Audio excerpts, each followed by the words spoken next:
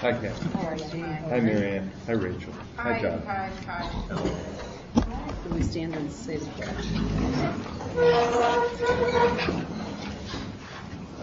Allegiance to the flag of the United States of America and to the republic for which it stands, one nation, under God, indivisible, with liberty and justice for all. Okay, could I have a motion to approve the minutes from December 2nd? So moved. Is there support? Any discussion? Did they have a chance to read it?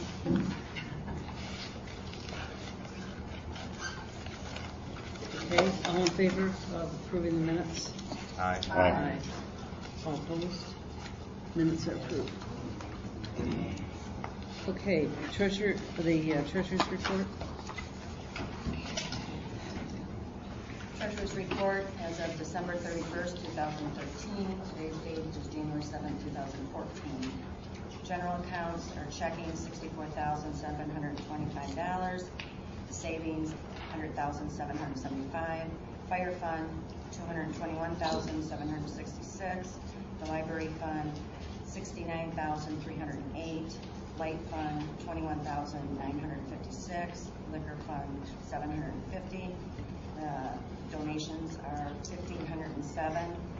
My tax accounts are savings $537,617. The checking $508.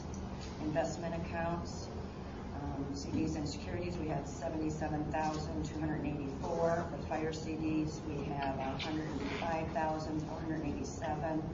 Dedicated accounts, the old schoolhouse, $136,549.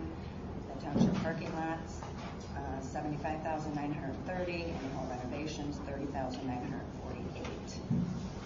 Okay. Any questions of Kathy? Okay, let's just enter that in the minutes. Expense report for the third quarter. This is township expenses for third quarter of fiscal year 2013-14. The general fund, which is commonly known as the 101 fund, we spent $62,792.76. The fire fund spent $41,178.20. The liquor funds $258.20. The street light fund $4,327.48. The library fund $10,952.97. The total for the third quarter was $119,509.61. Any questions? Okay, let's put that into the minutes. Okay, we'll open for public comment. I think we have a couple of letters that you want to read. You want to do those first? Yeah. Okay. The first one is from Kevin Faraday. I want to thank you for bringing this to the public's attention. I too was incensed that now full access, including foot traffic, is being denied by this new fence. We, the taxpayers of Mullet Township, funded this park and are being told not to use it except for what the Township Board deems fit. I suggested an access area during the design phase to Mr. Ogg at a township presentation. I was told to take a hike, not his exact words, but you get the gist. I also discussed this with Jeff Comps at the adjacent market, and he stated falsely, as noted by your photographs, that most of the traffic entering the ice walked from the library parking area to the boat ramp. I stated to him that our access by four-wheeler or foot traffic was now denied due to the fact that they are unloaded at the library. If they are unloaded at the library, they cannot legally traverse 27 or the snowmobile grade, or the distance to walk to the ice makes one want to travel to fish at a more sportsman-friendly area other than Tappan Beach. This is my hometown and shouldn't have to do this. Furthermore, I've noticed that the Sheboygan County Road Commission has not consistently plowed the road in off Mail Route to the lake. Hope this action does not further discourage any sort of public access as winter continues. This is not a highly visible nor publicized access, as the public access signs have been removed either by adjacent landowners township. The next letter is basically to the board. It has come to my attention that the individual you have contracted to remove snow from in front of the township hall may be pushing a portion of the snow up in front of ABC Rustics, making it difficult for them to access to their door. This may have been a practice from the past, but it is now a concern that needs to be addressed. Having not seen this for myself, would you please look into this matter and confirm if this is the case? Please email me with your findings and let me know what corrective actions can be taken, if any, thought for consideration. This winter would be a good time for the board, streetscape committee, or engineers to document a snow removal plan for the street project. I strongly believe that the streetscape as currently proposed will cause a bottleneck safety concern in the summer and especially during the winter. Please have your engineer document the business impact and safety provisions for what they have in mind for snow removal under the proposed plan layout. My concern is the proposed street modifications will reduce parking for the hardware and will make snow removal tedious, time-consuming, and increase the expense for what is already a limited space. This is a streetscape concern because I understand that our beach park improvement intended to make Tappanabee a destination point using public funds to enhance public accessibility has closed the park to most people during the winter due to safety concerns. I am not sure if this was unintentional or if it was the plan all along. From a business standpoint, this seems to defeat the economic advantages that could have been leveraged from the park. Looking forward, I'd like to know that someone has made provisions in the budget, project, and long-term to accommodate a snow removal procedure that does not include plowing it over into the neighbor's right-of-way. Could you please include this in your public comments and address with immediate corrective actions as necessary for your January board meeting? Sincerely, Keith Haddon. Did you happen to see if the snow is being plowed in front of the ABC Rustics? It is. No, well, then I guess the answer to this is just ask Ed not to do it. There's quite a pile there. Well, we've got a lot of extra snow this winter that's gonna probably require Sexton or somebody coming and removing it because there's no place to put it. I mean, we're out of place to put it. And the county also pushes I know, off the I know. road. They have a new grader that has a long Right. thing on the side, so it's not just, It's not just Ed. Ed, but there is a pile that maybe Ed has pushed more towards. He hasn't got any place to put it. Exactly, because we've gotten That's so the much so problem. soon. So I guess Well, I we wonder- would have to decide whether we have to get Sexton to remove that pile after somebody takes a look at it. The board Sexton plan. does do that, doesn't he? I think he Mhm. does. Yeah, in years past when Bob was doing the plowing for us, because he had everything, he had the plows and he had the trucks and the loaders. He would come bring his own loader down here and haul it away. Well, didn't Sexton do it earlier in the spring when we had? I something open for think the John did consumers or some something? last year for us. Yeah. Yeah, once. I mean, So if it is our responsibility. Yeah, I think if, Well, I think that's. you know, even over here, they're getting jammed I up just- on I the know end my of the way. hall. right, Because if I we've saw got that all we can handle in email. the back. Right. You know, there's not going to be much place. Go ahead, Bob.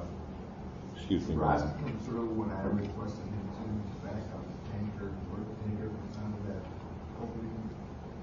Asked him to back that up because we could not get that tanker out of You ask Ed to? Mr. Nebraska. Yeah, okay. So, and we're getting real close, I'm gonna have to request him to do that. So while he's here, he can do, Thank you. Go ahead, I Ed. mean, So you want the snow removed back there, is that what you're It's saying? getting real close. Okay. Yeah. Well, why don't we just contact John Sexton and see if he'll remove the No, snow? hang on, Mary Ann, isn't it Dave that does your, or Does he have, plows us? Ed, John removes Ed. it bigger portions. I don't, And has a front end loader, I asked him last year to back that bank up. So we get that tanker out. Okay, we'll check with that first. yeah. Check with that first, you mean? On Yeah, equipment? He has a front end loader, huh? Just have If he does. Well, let's talk I with didn't know Ed. that. Check with that since it's Do you want me, who's going to follow up with that? Do you want me to, or you want to do it, Yeah, you Rachel? can do it. Do you have his? Yeah, information. I can find it. Yeah, I'm not gonna remove county snow, but I mean, you know, I don't think that's our job. No, I No, but the big pile I think is the big ours. pile might be all the way down towards Mail That Route, I isn't think ours. it's the county. Yeah, okay. But what's piled in front of ABC. the hardware right now is county. Exactly, it's just this Yeah. pile in front of the ABC. You know, and ABC. I don't remember what Louis did when he was open during the winter, whether he pushed it around the corner and back Yeah, along his side He yard. doesn't have a lot of room there either with that fence. Dennis, Right. John, Dave Harvey took it across the street. Um, Oh, that's where it went? Yeah. Where? Across the street. In our parking lot? Yeah. In between. Okay. So I'll talk to Ed. If he says he doesn't have the equipment to do it, then I'll ask John. Okay. Okay, any other public comment? Yeah. Teresa Shaughnessy, I am a resident here, and I am here because I do attend the meetings, but the last one, I was just amazed. I find that this board allowing people's personal agendas to flip-flop these meetings constantly is just absolutely inappropriate. You are here to serve people of this township, and you were serving them on a day that everyone knew it was switched. Now it's switched back, and it's going to be switched back again. I don't mind going back and forth across. That's absolutely appropriate. But this, for personal agendas, changing days and dates and times is absolutely inappropriate. Thank you. Any other comments? Carl Muscat. I just want to touch, Keith had sent an email, you know, if his letter wasn't read out, he wanted me to read it out. I wanted to touch on both his and Kevin's concerns about lake access. Sutherland Road End has had the public access sign removed along with the post back late summer there. It's disappeared entirely, and someone even took down the sign on the tree that said Mullet Township, swim at your own risk. That's also gone. So there's nothing there that identifies that any longer as public property. I believe that this board probably received a letter, because I see other township boards received a letter from Sheboygan County Commissioners asking the townships to do their utmost and work with the Sheboygan County Road Commission to keep lake accesses open. And I don't see that being done here. The board would have to tell me whether you received a letter. I see other townships recorded as correspondence received, and the county commissioners passed a resolution asking the road commission and the townships to work together to maintain those lake accesses that we have. They're only interested in roads that are official roads. They're not interested in unplatted roads. So we are keeping the roads that, we are working with the township on the roads that are our roads and that they have given to us, but we're not working on other roads that they haven't given to us. Well, last year, Sutherland is not one of our. last year you assured Dennis Johnsky at the meeting on the other side of the lake that Sutherland Road would not be lost. Yeah. It was one of his concerns, and now it's gone. Well, There's nothing there that says it's public property anymore. yeah. I'd like, everything I was going to talk about's already been addressed, but since the snow is in front of my store, I want to comment some more about that. When Louis had the store and I wasn't there, he did plow some snow up there because there was no business there at the time. When I moved in there, that ended. And now, I put up Christmas lights and everything, even though I'm not there, to draw some attention to this town. And now, by the time Christmas got here, there's a pile of snow there so high that you can't see the benches or the flower boxes that I decorated. So, you know, I kind of wasted my time doing that decoration. Plus, I'm here almost every weekend meeting customers, whether that store is open or not. So it's important that that's kept clean anyway. And for the first 3 snowstorms, I kept the whole front of the building shoveled so that that walkway could be accessible by people, because that's the only bench in this whole town anybody can use in the wintertime. And that gets used quite a bit. Since the snow is there, nobody's been able to use it. The second thing is I want to go on record on how much I dislike that fence over there. I think everybody should have access to that lake. And not only access to the lake, but all those people out there that are using the lake can't come to the center of Toppinabee to access this town. They have to go down to both ends to try to find a spot. If you go down there in the lake right now, you'll find snowmobile tracks where people come up to the park and drove along the front of the park looking for a way to get up to the shore. Now I know there's problems with the stairway and the thing, but that should have been thought about a long time before this was ever built.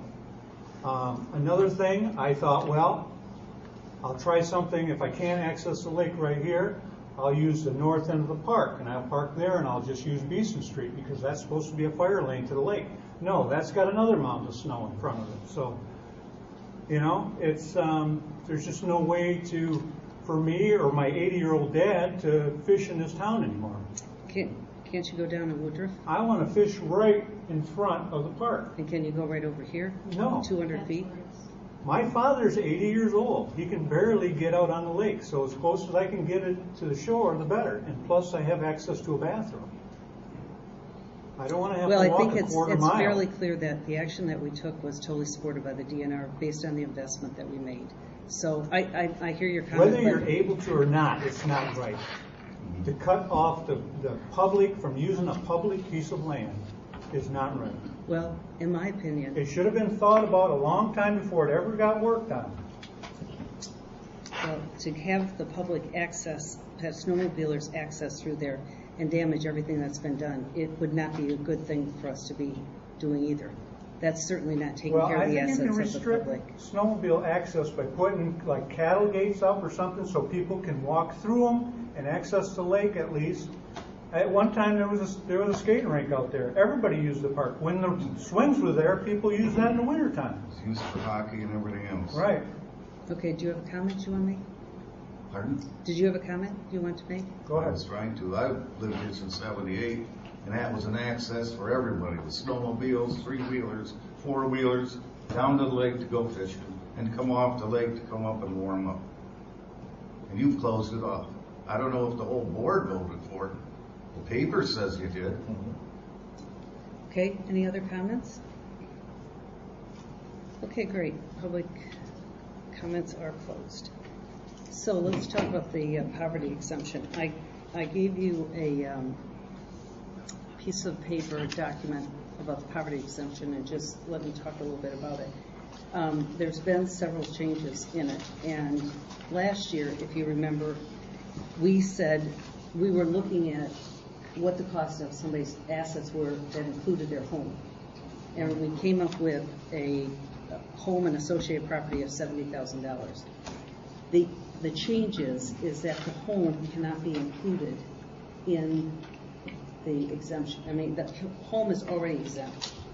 So the law protects the applicant's residence now, which we were using that as an asset, if you remember in last year's discussion. So the biggest change is that we can protect, like we did last year, we protected the people's one vehicle owned by the property owner and an acreage exemption. We can still do that. We can still have, at the asset level, we can have an asset level which would be things like, if you read on this first page, no, I think it's on the second page of the thing I gave you, the asset test. It could be money that they have in the bank, additional vehicle. It could be any personal other property that they have. So what I was thinking, you have to have it at least, the amount has to at least be $15,000. It has to be what poverty is defined as. And then what you can do is add on, which I think we probably want to do, the exemption for one vehicle owned by the property owner and acreage exemption. Then we can put an asset amount, which would probably be, it could be a snowmobile, it could be whatever, but we can create an asset amount that we want to also have the Board of Review consider. Or we can keep the $15,000, which is the federal poverty guidelines, as our asset amount. And the reason that they decide you could do either one or the other is that, some townships they feel have a little bit higher people might have a little bit more assets, like some money in the bank or something like that, and they don't want to take all of it away. But they also, this is not a way for people to get out paying taxes. This is to understand people that are in poverty that can't pay taxes, that just don't have the means to pay taxes. And, or for instance, somebody that, maybe somebody had a catastrophic illness and the husband was forced to reduce his work hours, and, it's a 1 year kind of a thing. So the medical bills were huge. Could be all kinds of things. But my suggestion, based on this change, is that we lower the asset amount. And I put together on the last page of this a proposal for you to take a look at, where it's a resolution, and it basically explains it. So I think it's important this year that we actually explain it in a resolution because of the change. But you can read it, and Rachel, you can read it when we decide to. But what I'm proposing is at number 6, which is really the key, is that the asset value that the person can own is $30,000. This excludes a home, one vehicle, and their land. So it would be exactly what we had last year, except that last year we had the asset value included the house was $70,000. This year we've excluded the home, the vehicle, and their land, which is what the government's telling us to do. And I was thinking we'd take, instead of using the poverty exemption of $15,000, we'd go up to $30,000. But I'm fine to use a poverty exemption too. I think it's really what people think would be reasonable. I can tell you last year we had, I think, 3 or 4 poverty exemptions.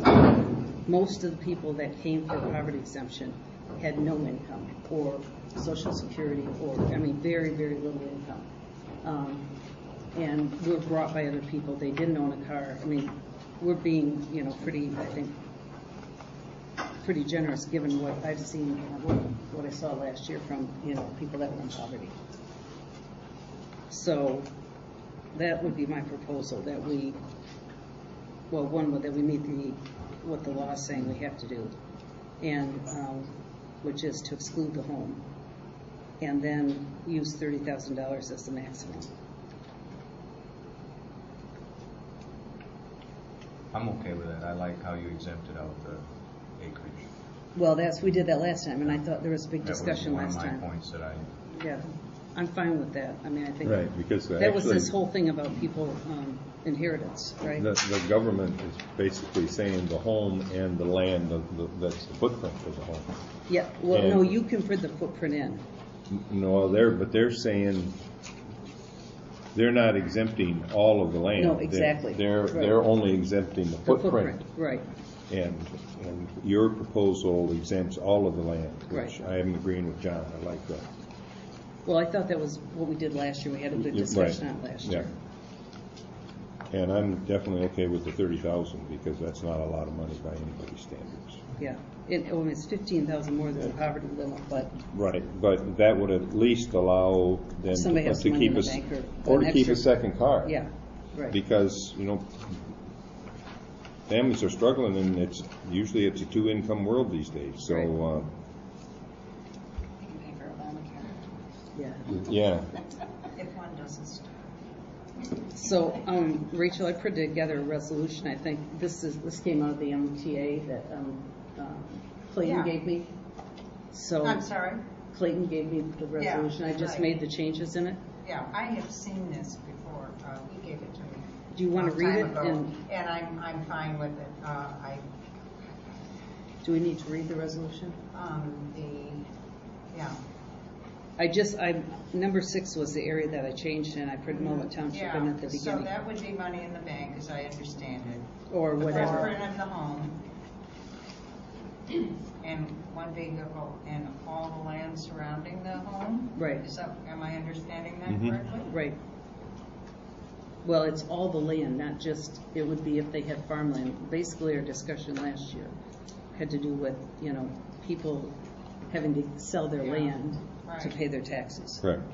Yeah, we don't want them, I wouldn't want people to do that. There are so many extenuating circumstances. Okay, you want to read it? Yeah.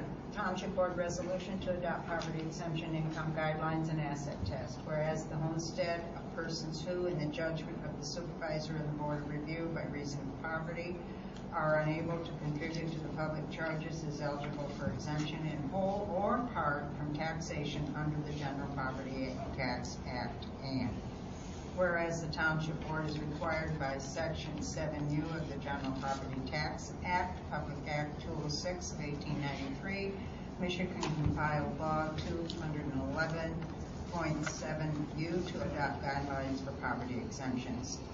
Now therefore be it hereby resolved pursuant to MCL 211.7U that Mullen Township, Sheboygan County adopts the following guidelines for the Supervisor and Board of Review to implement. The guidelines shall include, but not limited to, the specific income and asset levels of the claimant and all persons residing in the household, including any property tax credit returns filed in the current or immediately preceding year. To be eligible, a person shall do all the following on an annual basis: be an owner of and occupy as a homestead the property for which an exemption is requested. File a claim with the supervisor or Board of Review accompanied by federal and state income tax returns for all persons residing in the household. Homestead, including any property tax credit returns filed in the immediately preceding year or in the current year. Produce a valid driver's license or any other form of identification if requested. Produce a deed, land contract, or other evidence of ownership of the property for which an exemption is requested if requested. Meet the federal poverty income guidelines as defined and determined annually by the United States Office of Management. The maximum asset value that the person can own is $30,000. This excludes home, one vehicle, and their land. Be it also resolved that the Board of Review shall follow the above stated policy and federal guidelines in granting or denying an exemption, and unless the Board of Review determines there are substantial and compelling reasons why there should be a deviation from the policy and federal guidelines, and these are communicated in writing to the claimant. The foregoing resolution offered by Board Member Who wants to? I'll offer. Support.